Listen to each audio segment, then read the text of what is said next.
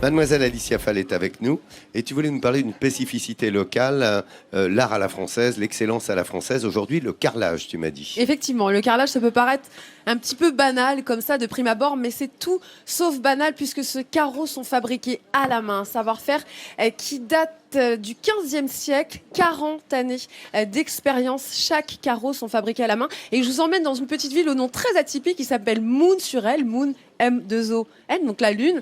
Moon-sur-Elle, en direction de cette entreprise qui perpétue ce savoir-faire et cette tradition dont on ne se lasse pas.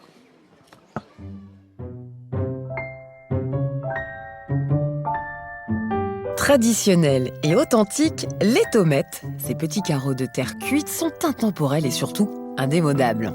Des maisons contemporaines aux plus grands monuments de la région, on en trouve partout, voire même là où on ne s'y attend pas. Et c'est ici que ces petites merveilles sont fabriquées depuis plus de 50 ans. Grâce à un savoir-faire précieux, ce petit atelier conçoit, innove et surtout sublime ce symbole régional.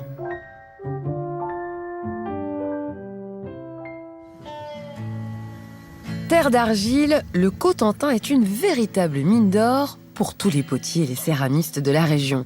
Il y a encore quelques années, c'est ici même, à quelques pas de l'atelier, que l'entreprise venait extraire sa matière première. Depuis une dizaine d'années, en fait, nous avons arrêté d'extraire cette argile pour des raisons économiques et administratives. Et nous avons choisi de travailler avec des partenaires qui se trouvent dans les régions voisines, notamment sur le Mollet d'Itry. Cette argile en fait est livrée directement par Smirmorque sous forme de granulats, d'abord rebroyée et remélangée avec de l'eau, un peu de sable, et puis ensuite l'ensemble sera mélangé pour pouvoir procéder à la fabrication en fait, des différents produits.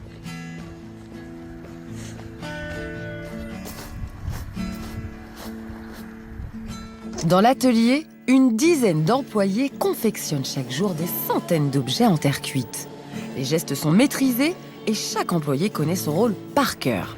Mais l'essentiel, c'est bien sûr le savoir-faire. Et pour les carreaux, il n'a pas changé depuis le XIIe siècle. Rien ne remplacera jamais la main de l'homme. Là, je mets mon pain de terre dans un cadre en ferraille.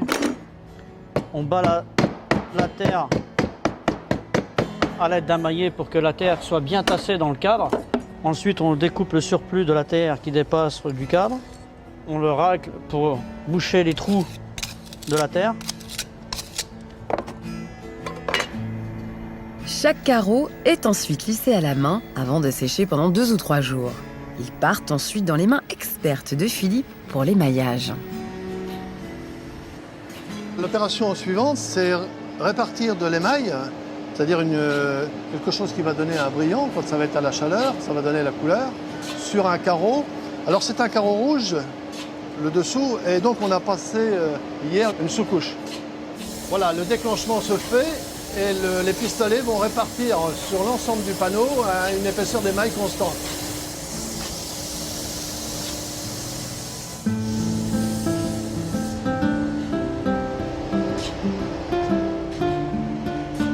Après l'émaillage, les carreaux sont encore crus.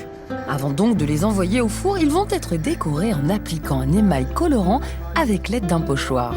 Une étape qui nécessite une extrême minutie. Il faut être assez pointilleux, assez propre, parce qu'une goutte d'émail qui fait gros comme une tête d'aiguille, après cuisson, ça fait 1 cm de grosseur d'émail. Le carreau, la pièce, c'est mort. Là, le carreau est terminé, le décor. On se trouve sur un émail qui est un peu rosé. Et ensuite, après cuisson, le carreau il va sortir bleu. En effet, avec la chaleur du four, l'émail rosé va virer au bleu. Et plus on va rajouter de l'eau dans l'émail, plus le bleu deviendra clair. Ces produits d'une grande qualité ne laissent pas indifférente la clientèle. La demande est très importante et pour y répondre, les machines viennent épauler les employés.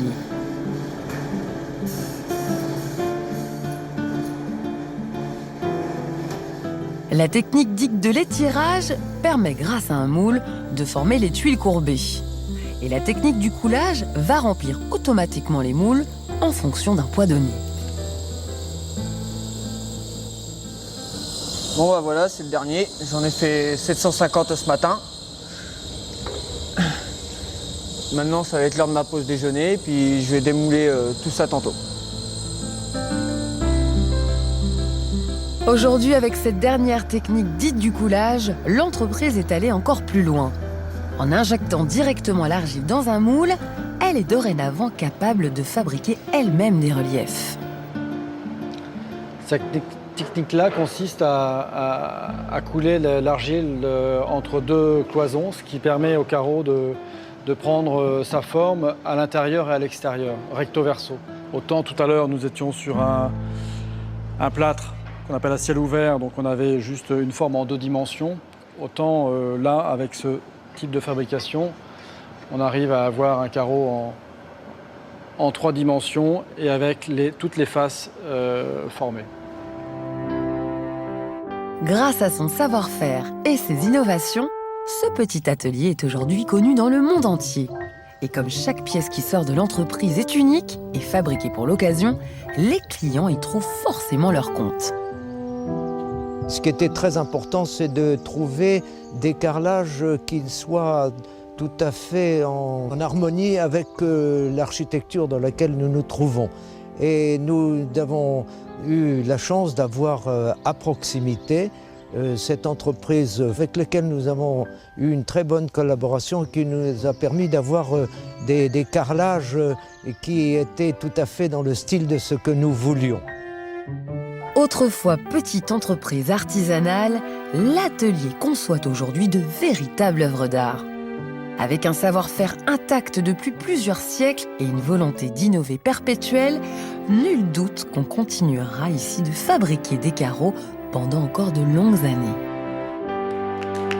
C'est exceptionnel, hein? Tu vois, c'est pas banal. Hein. C'est tout sauf banal. C'est vraiment un savoir-faire local. Et j'ai 3 exemplaires de carreaux. Donc celui-ci, on l'appelle le pic tout simplement parce qu'il vient en forme de pointe et puis la forme du losange. Celui-ci va tout simplement s'appeler le triangle. Et celui-ci, le wave, tout simplement parce qu'il fait penser un petit peu à la vague, à une forme de vague. Donc vous voyez le savoir-faire qui date, comme je le dis, du XVe siècle. Et bien sûr, nous avons la chance d'avoir Bertrand Fauchet qui est avec nous. Et je vous remets bien évidemment un talent Midi en France pour vous remercier de perpétuer ce savoir-faire. Et puis, je profite pour faire le petit bisou aussi. Voilà, c'est tout à fait exceptionnel, hein, et le vraiment, talent de ce bravo monsieur. Voilà. Bravo, félicitations, monsieur. L'art à la française, l'excellence à la française, on vous le fait partager dans Midi en France tous les jours de la semaine de 10h50 à 11h45.